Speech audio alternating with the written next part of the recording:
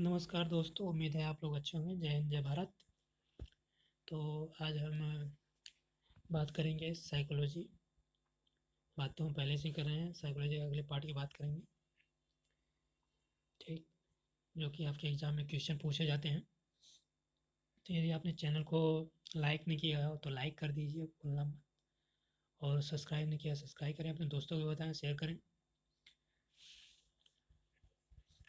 तो अब हम बात करेंगे शिक्षण अधिगम की, टीचिंग लर्निंग। यहाँ से कैसे कैसे कितने कैसे क्वेश्चन पूछे जाते हैं। तो शिक्षण का सामान्य अर्थ क्या है? शिक्षण वह प्रक्रिया है जिसके द्वारा बालक के व्यवहार में वांछित परिवर्तन लाया जाता है। अंडरलाइन चीज याद रखें, बालक के व्यवहार में वांछित परिवर्तन मतलब आप सीखेंगे, टीचिंग, वांछित परिवर्तन आना चाहिए, वांछित परिवर्तन आएगा तभी शिक्षण है, नहीं तो नहीं है। ठीक, बालक व्यवहार में वांछित परिवर्तन लाना है, ये वाक्य याद रखें, वांछित परिवर्तन लाना। वांछित परिवर्तन यानी अच्छा परिवर्तन, खराब परिवर्तन नहीं, निगेटिव परिवर्तन नहीं। कि आप शिक्षित हैं और क्राइम के रास्ते पे आगे बढ़ रहे हैं तो उसे अच्छा परिवर्तन नहीं कहेंगे। वांछित यानी अच्छा, पॉजिटिव, पॉजिटिव सोच, पॉजिटिव काम, पॉजिटिविटी के दिशा में आगे बढ़े। तो ये यहाँ से याद करने वाली चीज़ें। अब आगे कुछ थोड़ी परिभाषाएं देख लें। इसी में क्या कहते हैं, शिक्षण पुनर्बलन की आकस्मिकताओं का क्रम है। याद रखने की जरूरत नहीं। गेज, शिक्षण का उद्देश्य दूसरों के व्यवहार में वांछित परिवर्तन लाना है, यही वांछित परिवर्तन याद करना, बाकी कुछ नहीं। इसमें शिक्षण उद्देश्य निर्देशित करता है कि जिसके द्वारा सीखने के लिए उत्सुकता उत्पन्न की जाती है। नो, क्लार्क, शिक्षण के प्रारूप तथा संचालन व्यवस्था इसलिए की जाती है कि बालक के व्यवहार में वांछित परिवर्तन, देखा यहाँ भी वांछित परिवर्तन आया। हमारे संशिक्षण में एक परिपक्व व्यक्ति कम परिपक्व को शिक्षा प्रदान करता है। ये याद रखिए, एक परिपक्व व्यक्ति कम परिपक्व, यानी टीचर जो है वो परिपक्व है और स्टूडेंट क्या है, कम परिपक्व है। ठीक, ये याद रखिए। मॉरिसन ने कहा ये कोई जरूरी नहीं, लेकिन एक परिपक्व व्यक्ति कम परिपक्व व्यक्ति को सिखाता है। याद रखिए, रायंस ने क्या किया, दूसरों को सीखने के लिए दिशा निर्देश देने व अन्य प्रकार से उन्हें निर्देशित करने की प्रक्रिया शिक्षण है, कोई जरूरी नहीं। रायबर्न के अनुसार शिक्षण छात्रों को उनकी शक्तियों के विकास में योगदान देता है। तो जाहिर बात है, सीखेंगे तो उसका विकास में योगदान होगा, छात्र सीखेगा तो उसका विकास ही तो होगा। बर्टन, शिक्षण के हेतु उद्दीपन, मार्ग प्रदर्शन व दिशा बोध है। वर्ड बुक इंसाइक्लोपीडिया, शिक्षण में एक व्यक्ति दूसरे को ज्ञान कौशल उसे सिखाने में सहायता करता है। ये सब ऐसे ऊपर भी आते हैं। किसने कहा, यह जरूरी नहीं है, लेकिन किसने क्या कहा यह जरूरी है। एक परिपक्व व्यक्ति कम परिपक्व, यह याद रखिए। वांछित परिवर्तन, ये याद रखिए। ठीक, अब आगे का है शिक्षण व शिक्षा में अंतर। शिक्षण और शिक्षा में अंतर क्या है? शिक्षण यानी टीचिंग, शिक्षा यानी एजुकेशन। टीचिंग, शिक्षण, टीचिंग। शिक्षण एक विधि है जिसके द्वारा शिक्षा को प्रभावशाली बनाया जा सकता है। शिक्षण कौन करता है? शिक्षण टीचर करता है, याद रखिए। शिक्षण टीचर टीचर करेगा, एक विधि है। ठीक, और शिक्षा में, शिक्षा बालक के सर्वांगीण विकास का एक साधन है। ये सब जितने भी वाक्य दिए हैं, पांचों वाक्य, ये आपको याद रहने चाहिए। मतलब रटना नहीं है इन्हें को, वहाँ पे एग्जाम में आएगा तो आपको पढ़ना है, उसके बाद सोचना है हाँ क्या बात तो सही कर रहा है, गलत कर रहा है। इसी से आप पकड़ लेंगे, याद करने की, रटने की कोई ज़रूरत नहीं है। ठीक, शिक्षण दूसरा है शिक्षण, शिक्षा के अंतर्गत एक संकुचित प्रकरण है। ये शिक्षा के अंतर्गत संकुचित प्रकरण है। शिक्षा का स्वरूप व्यापक है। शिक्षा तो हमेशा चलती रहती है, जीवन पर्यंत चलती है, कितना व्यापक है। मन व्यक्ति के उत्पत्ति से पहले, उत्पत्ति के बाद शिक्षा ना जाने किस रूप में रहती है। ठीक, और शिक्षण, शिक्षण तो ये कि आप एक टीचर गया, आप पढ़ा दिए, हो गया, काम खत्म। मान लीजिए कहीं आपने बीएड में एडमिशन लिया था तो 2 साल पढ़ा, वही शिक्षण होगा। उसके बाद फिर आप क्या, कहीं और एडमिशन लिया तो पढ़ा, वही शिक्षण होगा। या इंटर, हाई स्कूल, ग्रेजुएशन जहाँ तक पढ़ा वहीं कितनी शिक्षा है। एक दिन में कितना शिक्षित हुए, एक महीने में, एक हफ्ते में कितना कितना संकुचित है। ये शिक्षा का प्ररूप व्यापक है। शिक्षा जीवन पर्यंत चलती रहती है, हमेशा कुछ ना कुछ सीखते रहते हैं। तीसरा है शिक्षण का सामान्यतः क्षेत्र स्कूल तक सीमित रहता है। शिक्षण है स्कूल, शिक्षण का स्कूल में ही होता है, स्कूल में सीखने जाते हैं, वहीं तो सीमित रहा है। तीसरा, यह जीवन पर्यंत चलने वाली प्रक्रिया है शिक्षा में। शिक्षा जीवन पर्यंत चलने वाली प्रक्रिया है, अभी तो बताया हमने। चौथा, शिक्षण के उद्देश्य शिक्षा के लक्ष्यों के अनुसार होते हैं। शिक्षण के उद्देश्य शिक्षा के लक्ष्यों के अनुसार होते हैं, मतलब शिक्षा का लक्ष्य क्या है। जैसे आपने बीएड में एडमिशन लिया तो क्या, बीएड पास करना, एग्जाम देना, सीखना, टीचिंग करना, केवल यही उद्देश्य है। बीएड में आपने एडमिशन लिया था तो आपको सिखा दिया गया कि हाँ ऐसे ऐसे ऐसे करना है, उसके बाद आप सीख जाएंगे, बस यही उद्देश्य है। उसी के हिसाब से ये चलेगा, टीचिंग चलेगी। और शिक्षा में क्या है, शिक्षा के लक्ष्य राष्ट्र के सामाजिक, राजनीतिक तथा दार्शनिक पक्षों पर आधारित होते हैं। शिक्षा जो दी जाती है वह राष्ट्र के लिए जाती है, समाज के लिए जाती है। राजनीति में क्या योगदान है, दार्शनिक पक्ष क्या है, इसके लिए दिया जाती है। पांचवा है, शिक्षण औपचारिक प्रक्रिया है या औपचारिक प्रक्रिया है, मतलब कहीं जाते हैं विद्यालय में तो ही सीखते हैं, शिक्षण होता है कि गुरु जी सर जी ही आपको तो टीचिंग करते हैं, पढ़ाते हैं, कहीं जाते हैं, इसलिए औपचारिक प्रक्रिया है, मतलब निश्चित स्थान है कोई। पांचवा, शिक्षा में शिक्षा औपचारिक तथा अनौपचारिक दोनों है। शिक्षा औपचारिक तथा अनौपचारिक दोनों है। शिक्षा मतलब आप विद्यालय जाएंगे तो औपचारिक तो सीख रहे हैं, लेकिन इसके अलावा भी तो सीख रहे हैं। विद्यालय से आप वापस आएंगे, सड़क में, रास्ते में, साइकिल पे, मोटर बाइक में, कार में, ट्रेन में, कहीं ना कुछ सीखते रहेंगे आप। घर में उठते बैठते खाते पीते कहीं ना कुछ कुछ तो सीखते रहेंगे, शिक्षा ही है। आगे बात करते हैं शिक्षण व अनुदेशन में अंतर क्या होता है। शिक्षण व अनुदेशन, ठीक, अंतः क्रिया युक्त। शिक्षण जो है अंतः क्रिया युक्त होती है, अनुदेशन अंतः क्रिया आवश्यक नहीं।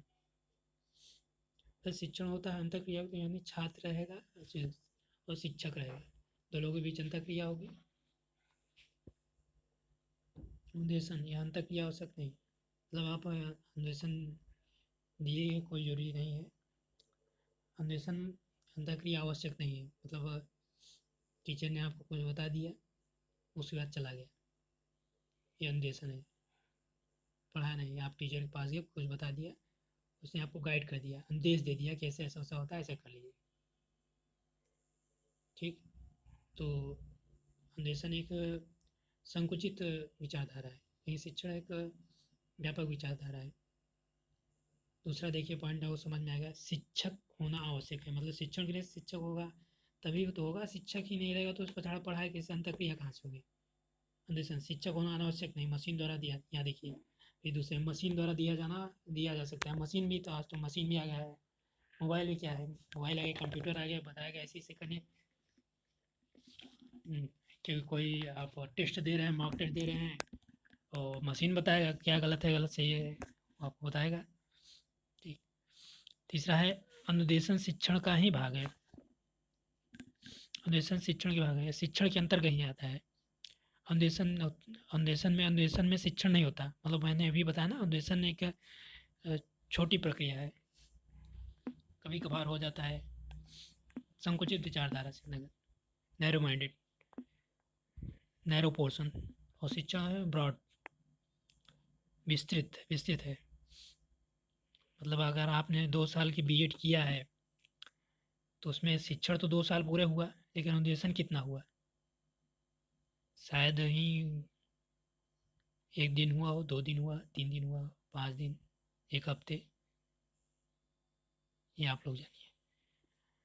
चौथा पॉइंट है, शिक्षण ज्ञानात्मक और क्रियात्मक पक्ष का विकास है। अनुदेशन केवल ज्ञानात्मक पक्ष का विकास है, शिक्षण ज्ञानात्मक और क्रियात्मक पक्ष का विकास है। शिक्षण में ज्ञान, आप ज्ञान लेते हैं, उसके बाद उसका प्रयोग करते हैं, एक्ट करते हैं, क्रिया करते हैं, सीखा उसका प्रयोग किया, इसमें होता है, पक्ष का विकास करता है। अनुदेशन केवल ज्ञानात्मक पक्ष का प्रयोग होता है, अनुदेशन में केवल ज्ञानात्मक पक्ष का प्रयोग होता है। अनुदेश दे दिया, आपने ऐसे कर लिया, टीचर ने अनुदेश दिया, आपने ज्ञान को बताया, ठीक, अपने ज्ञान को बताया, वही अनुदेशन है, इसलिए यह केवल ज्ञानात्मक पक्ष का होता है। तो अब आते हैं उत्तम शिक्षण की विशेषताएं। तो ये सब जितने भी वाक्य नीचे आएंगे आप लोगों के पास, इन्हें याद रख लेना है, याद रखना है, मतलब स्मृति में रहे। वहाँ पे चूँकि बहुविकल्पीय प्रश्न रहते हैं, जैसे ही सामने आएँगे आप लोग को याद हो जाएँगे।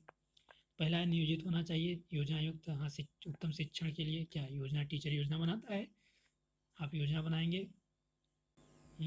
दूसरा है क्रियाशीलता के अवसर उपलब्ध कराएं, शिक्षक व छात्र दोनों प्रश्न उत्तर करें। क्लासरूम क्रियाशील कब हुआ, जब शिक्षक भी बात करेगा, छात्र भी बात करेगा, दोनों क्रियाशील रहेंगे, छात्र को बोलने का अवसर प्राप्त किया जाएगा। तीसरा है लोकतंत्र हो, बालक की रुचि आधारित, लोकतांत्रिक माहौल हो, सभी बोल सकें, बालक की रुचि क्या है, क्या पढ़ना चाहता है, क्या नहीं पढ़ना चाहता, उसके अनुसार क्लास चले। चौथा निदानात्मक उपचारात्मक होना चाहिए, निदानात्मक परीक्षण हो, उपचारात्मक परीक्षण होना चाहिए।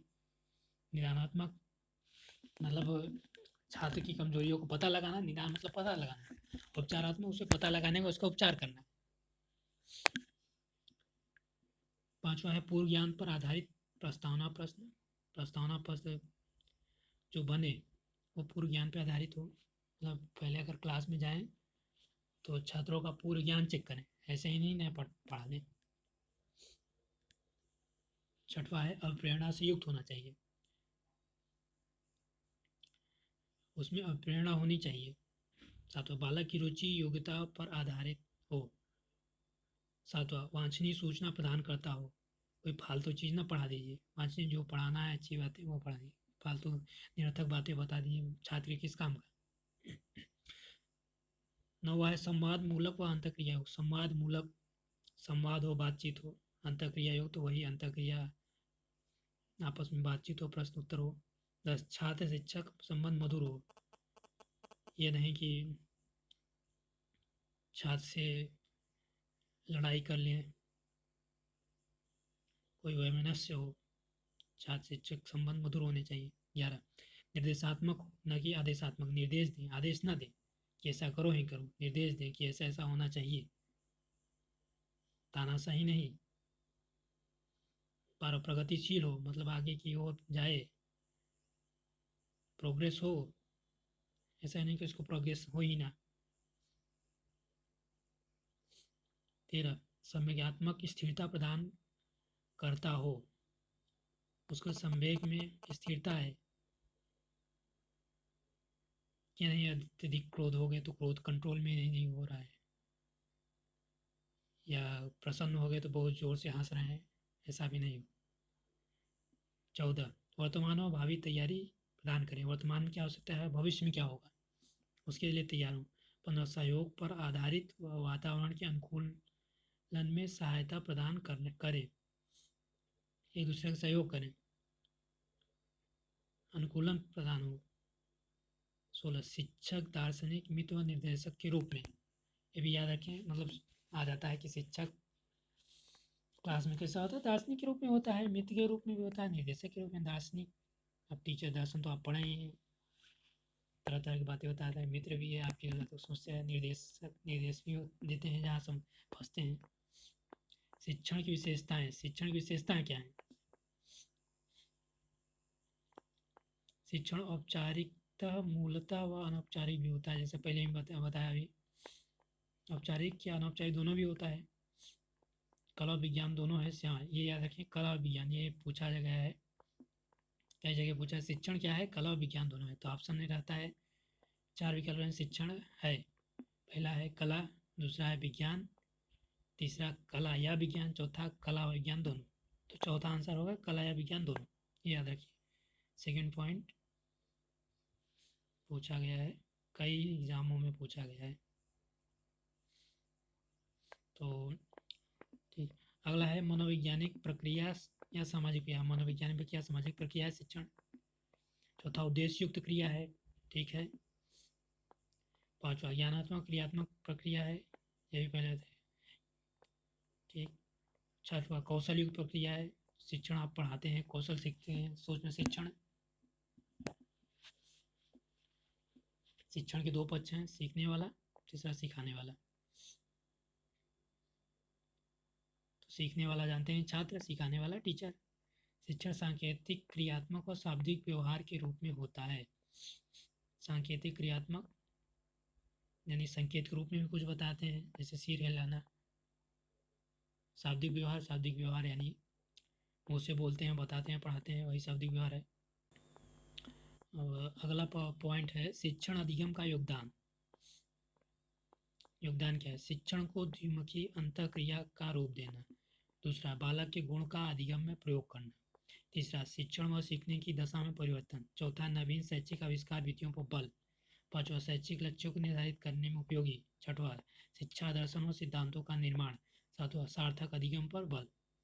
शिक्षण के चर, ये आप याद रखिए, शिक्षण में कितने चर होते हैं पूछते हैं, डायरेक्ट पूछ लेता है कितने चर? 3 चर। 3 चर। स्वतंत्र चर क्या है? शिक्षक है, ठीक, स्वतंत्र चर है, ये शिक्षक है। शिक्षक आश्रित है ना, जब माना एक क्लास में पढ़ाया चला जाता है, स्वतंत्र है, शिक्षक को आप रोक सकते हैं। आश्रित चर डिपेंड है, विद्यार्थी गया क्लास में, अब शिक्षक आएगा तब पढ़ेंगे, शिक्षक आएगा तो पढ़ेंगे, क्या करें, शिक्षक आया ही नहीं, डिपेंड है। तीसरा, मध्यस्थ चर, शिक्षण विधि पाठ्यक्रम। शिक्षण विधि मतलब शिक्षक कौन सी विधि से पढ़ा रहा है। ज़्यादातर तो व्याख्यान विधि होता है, पढ़ाते हैं व्याख्यान विधि, प्रदर्शन विधि, आगमन निगमन तमाम विधि है। पाठ्यक्रम क्या पढ़ा रहा है। बीएड कर रहे हो तो आपको सबसे पहले पाठ्यक्रम दिया गया होगा, सिलेबस दिखाया है, बताया गया होगा कि ये सिलेबस है, आप लोग ले लीजिए, उसी के हिसाब से चलना है। पाठ्यक्रम एक रास्ता है, उसी के अनुसार आपको बीएड पूरा करा दिया गया, रास्ता दिखा के। शिक्षण चर के क्या कार्य हैं? निदानात्मक, छात्रों को क्या क्या आता है, कहाँ कहाँ कठिनाई है का पता लगाना। ये बताया निदानात्मक मैंने, निदान करना, पता लगाना, छात्रों को क्या क्या आता है, पहले आप पता किया, एग्जाम दे दिए मान लीजिए, पता करें छात्र को क्या आता है, कहाँ कठिनाई हो रही है, पता लगा लिया, बस पता लगाया, बस अभी केवल पता लगा लिया, एग्जाम लिया, टेस्ट लिया, बस पता लगा लिया अभी, बस पता लगा के बैठ गया, अभी कुछ नहीं किया, फिर रुके रहिए। दूसरा है उपचारात्मक, शिक्षण कौशल प्रयोग व पृष्ठपोषण देना। उसके बाद जब निदानात कर लेंगे तभी उपचारात्मक करेंगे, पहले निदान करेंगे तब उपचार करेंगे। अभी आपने पता लगाया, बीमारी का पता लगाया, डॉक्टर के पास गए, डॉक्टर ने पता किया, हाँ, उसके बाद अब उसने दवा दी, तो ऐसे ही उपचार है, ये दवा है। उपचार क्या है? एक दवा है। शिक्षण कौशल का प्रयोग करके वो पृष्ठपोषण देके, पृष्ठपोषण यानी फीडबैक देके बच्चों को फिर से सुधार किया गया। उसके बाद अब मूल्यांकन किया गया। तीसरा नंबर मूल्यांकन, व्यवहार परिवर्तन के आधार मूल्यांकन। अब क्या व्यवहार हुआ, उसके परिवर्तन में, उसके आधार पर अब मूल्यांकन किया गया। और शिक्षण की अवस्थाएं, स्टेजेस ऑफ टीचिंग, तो किसने कहा? पीडब्ल्यू जैक्सन ने कहा। ये तो जैक्सन तो नहीं पूछता है, 3 अवस्थाएं नाम पूछता है, पूर्व क्रिया चरण, अंतः क्रिया चरण, उत्तर क्रिया चरण। मतलब पाठ योजना बनाना, कक्ष में जाने से पूर्व, मतलब आप टीचर हैं मान लीजिए, ठीक, टीचर हैं, शिक्षण करना है, टीचिंग करना है, तो क्लासरूम में जाएंगे, पहले पाठ योजना बनाएंगे, कक्षा जाने से पूर्व हो गया, ठीक।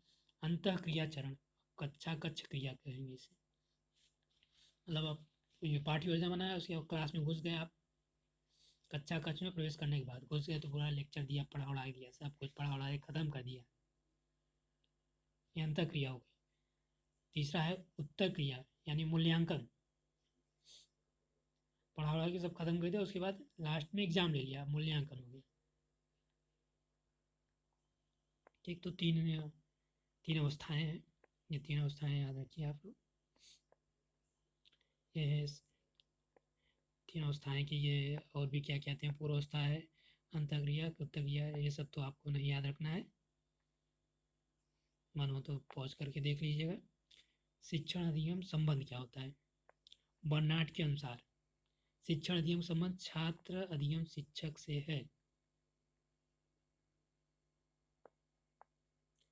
बर्नार्ड के अनुसार, यहाँ पे आप देखिए, ये बीच में अधिगम है, ठीक, शिक्षक जुड़ा है, इसी से छात्र भी जुड़ा है अधिगम से। अधिगम जो है छात्र से भी जुड़ा है, शिक्षक से भी जुड़ा है। अधिगम माने लर्निंग, शिक्षक वहाँ सिखाता है, छात्र सीखता है। तो इसमें से आपको यहाँ पे किसके अनुसार तो नहीं, इसे संबंध याद रखना है बस। अधिगम जो छात्र से भी जुड़ा है, शिक्षक से भी जुड़ा है। तो यहाँ पे देखिए, शिक्षण व अधिगम एक दूसरे के पूरक हैं, शिक्षण एक कार्य है, अधिगम एक उपलब्धि है। शिक्षण बाह्य है जबकि अधिगम आंतरिक है। शिक्षण और अधिगम एक दूसरे के पूरक हैं, एक दूसरे पर डिपेंड है। ऐसा नहीं हो सकता कि शिक्षण में हो तो भी अधिगम ना हो, अधिगम हो या शिक्षण न हो। शिक्षण एक कार्य है, शिक्षण एक कार्य है। यहाँ पे गलत लिखा है शिक्षण एक कार्य है। टीचर जाएगा वहाँ पढ़ा, एक कार्य कर रहा है, उसी को उसको वेतन मिल रहा है। अधिगम एक उपलब्धि है, उसने पढ़ा दिया, बच्चा सीख गया, एक उपलब्धि प्राप्त हो गई, वो सीख गया, उपलब्धि। सीख गया, बीएड डिग्री पा गए, उपलब्धि प्राप्त हो गई। अब शिक्षण बाह्य है, बाह्य रूप से दिया जा रहा है, को शिक्षित किया जा रहा है, जबकि अधिगम आंतरिक है। मतलब इसे ऐसे याद रखिए, शिक्षण बाह्य है मतलब टीचर मुंह से बोल रहा है, उसके मुंह से आवाज़ बाहर निकली, टीचर के मुंह से बाहर निकल गई, बाह्य रूप में चली गई, निकल के उसके बाद आपके कानों में घुस गई हो, आपने उसको अंदर ले लिया, अधिगम आंतरिक है, लेके अंदर सीख लिया। शिक्षण अधिगम अन्वेषण संबंध प्रारूप, अगला पॉइंट है शिक्षण अधिगम अन्वेषण संबंध में प्रारूप। तो ये शिक्षण अन्वेषण पिछले भी बात करें, मतलब शिक्षण यानी टीचिंग के अंतर्गत अन्वेषण आएगा, लेकिन अन्वेषण के अंतर्गत टीचिंग नहीं आएगा। और अधिगम अन्वेषण दोनों संबंध है, मतलब अन्वेष भी अगर टीचर दे रहा है तो अधिगम हो रहा है आपको, और टीचिंग भी कर रहा है तो भी अधिगम हो रहा है। अधिगम मतलब ही कुछ सीखना, कुछ ना कुछ सीख रहे हैं, अन्वेषण में भी कुछ सीख रहे हैं, इंस्ट्रक्शन भी दे रहा है कि टीचर ऐसे ऐसे करे, तो वहाँ भी कुछ सीख रहे हैं, और शिक्षण में तो सीख ही रहे हैं। शिक्षण अधिगम क्या अगला है, शिक्षण अधिगम का के आधार, बालक की वृत्ति बल, अध्यापक शिक्षण में कुशलता के साथ मानवीय गुणों से परिपूर्ण। तीसरा, छात्र शिक्षक संबंध प्रयोगात्मक। चौथा, शिक्षक को विज्ञान कला का रूप प्रदान करना। ये तो ना खास पॉइंट नहीं है।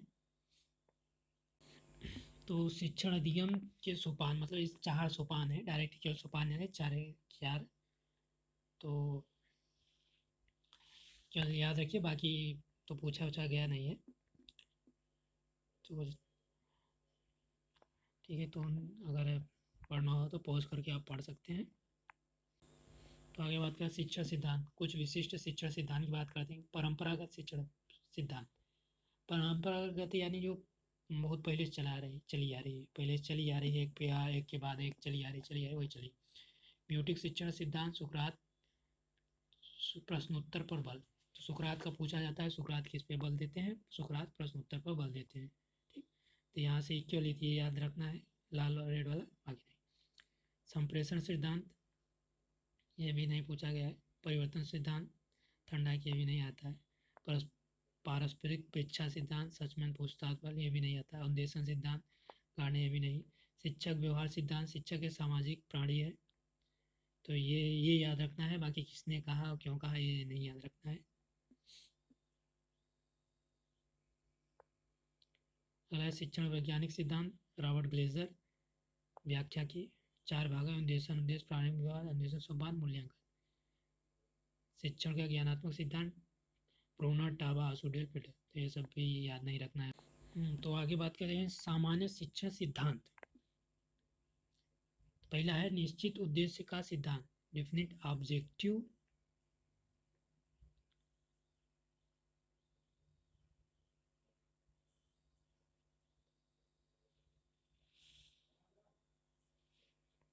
शिक्षण का उद्देश्य स्पष्ट, निश्चित व पूर्ण होना चाहिए।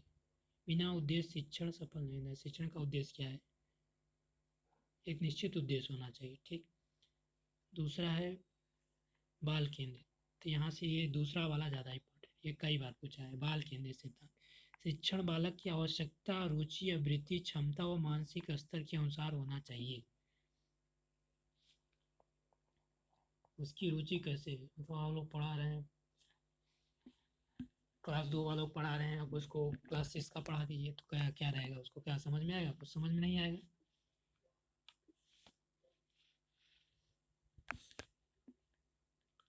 ठीक, उसके बाद अगला है क्रियाशीलता का सिद्धांत। ये भी पूछा गया है, क्रियाशीलता का सिद्धांत। Principle of activeness. छात्र क्रियाशील होकर प्रयोगात्मक क्रिया। छात्र क्रियाशील, ऐसा नहीं कि वो उनका मन ही रहेगा, बैठे हैं सुन रहे हैं आराम से, क्या आ जाता है। छात्र बोलता रहे बीच बीच में, क्रियाशील रहे, एक्टिव रहे। पूर्व अनुभव का सिद्धांत। शिक्षण छात्र के पूर्व ज्ञान आधारित है। छात्र के पूर्व ज्ञान पर आधारित हो। चौथा है लोकतांत्रिक व्यवहार का सब। पांचवा है लोकतांत्रिक व्यवहार। जनतांत्रिक होना कि प्रभुत्ववादी। लोकतांत्रिक व्यवहार मतलब सबको एक साथ लेके, ऐसा नहीं प्रभुत्ववादी हो, टीचर ही बोले छात्र चुप बैठा है हुआ है। छठवा है व्यक्तित्व विभिन्नता का सिद्धांत। शिक्षण प्रत्येक छात्र की व्यक्तिगत विभिन्नता के अनुसार है। इंडिविजुअल डिफरेंसेस, मतलब प्रत्येक छात्र को अलग अलग आवश्यकता होती है। हो सकता है जो आप बता रहे हैं कि क्लास में कुछ छात्र को ना समझ में आते हैं, अन्य छात्र को समझ में आता है, या अलग अलग होता है। छात्र उस बात को किस तरह से ले रहे हैं, कितना ले रहे हैं, वही इंडिविजुअल डिफरेंसेस है। सबकी अपनी अपनी क्षमता है, उसके अनुसार से आपको पता लगाना, उसके बाद पढ़ाना है। वास्तविक जीवन से संबंधता का सिद्धांत। लिविंग विथ एक्चुअल, बालक के जीवन से जोड़ पढ़ाया जाए। जो आप पढ़ाएंगे बालक के जीवन से जुड़े, ऐसा हमको बालक के जीवन से जुड़ा होना। विद्यालय में पढ़ के जाए, समाज में जाए, उसके बाद कोई यूज ही ना हो। जैसा कि नौकरियों में हो रहा, वो हो रहा है। छात्र विद्यालय से पढ़ के निकल जा रहा है, लेकिन बाहर जाए तो उसके आधार नौकरी नहीं मिल रही है, मतलब वो बाहर के लायक नहीं है, तो उसके अनुसार नहीं कर पा रहा है। तो यहाँ से इसमें जो कथन है आपको यहाँ, ये कथन बालक के जीवन से जोड़कर, ये सब आपको याद रखना है। बाकी ये क्या सिद्धांत, वास्तविकता सिद्धांत, ये भी, हाँ ये तो याद रखना है। ये वाला लोकतंत्र, क्रियाशीलता और चाइल्ड सेंटर वाला था वो, ये सब याद रखना है। उसके अंदर क्या कहा गया है, ये मेन पॉइंट है।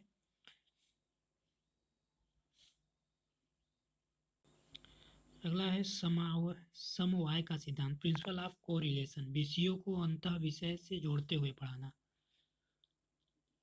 अन्य विषयों से जोड़ता है, मतलब एक विषय कई विषय से जुड़े रहते हैं, तो उनसे भी वो पढ़ाते समय बताना है।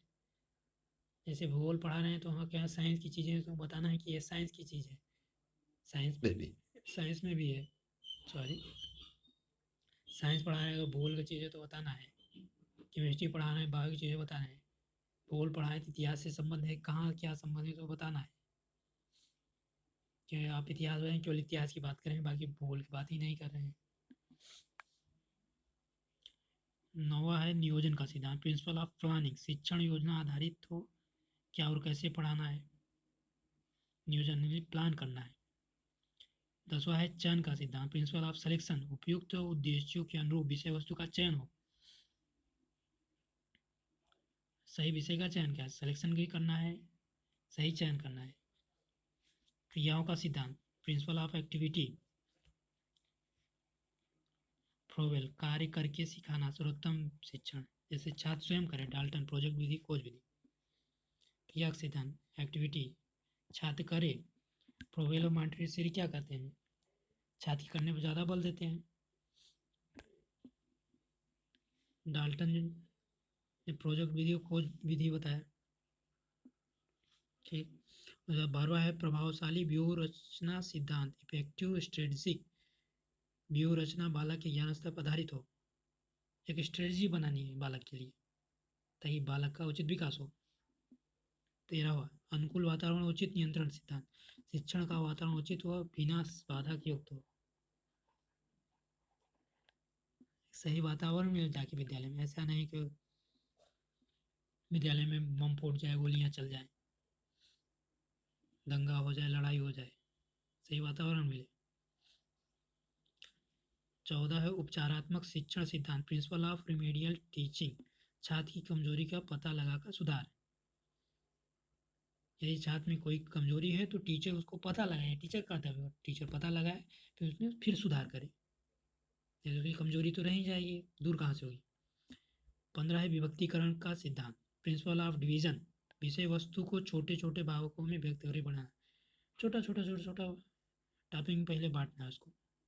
जैसे मैं ही पढ़ा रहा हूँ, छोटा छोटा टॉपिक पढ़ा रहा हूँ, बीएड में भी पढ़ाया गया होगा, तो छोटा छोटा टॉपिक पहले बांटा हो गया है, तब पढ़ाया गया होगा। पूरा एक साथ परोस देंगे तो समझ ही नहीं आएगा। 16 है सहयोग व अभ्यास का सिद्धांत, शिक्षक व छात्र के सहयोग के आधार पर वह पुनरावृत्ति आधारित है। सहयोग अभ्यास, शिक्षक भी सहयोग करे, छात्र भी सहयोग करे,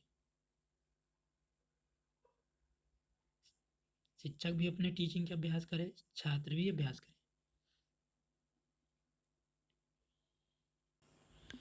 तो उम्मीद है दोस्तों आज के पार्ट में इतना ही रहेगा, आप लोगों को अच्छा लगा होगा। और लाइक शेयर सब्सक्राइब करना भूलिए। अगर आपको एक अंगूठा ही तो उठाना है लाइक करने के लिए, एक उंगली उठाना है। आपकी एक उंगली से उठाने से आपके सर को प्रसन्नता मिलेगी, तो इसलिए आप एक उंगली उठा के इसको लाइक करें और अपने दोस्तों को भी बताएं, शेयर करें, सब्सक्राइब करें। तो आज के लिए इतना ही। जय हिंद, जय भारत।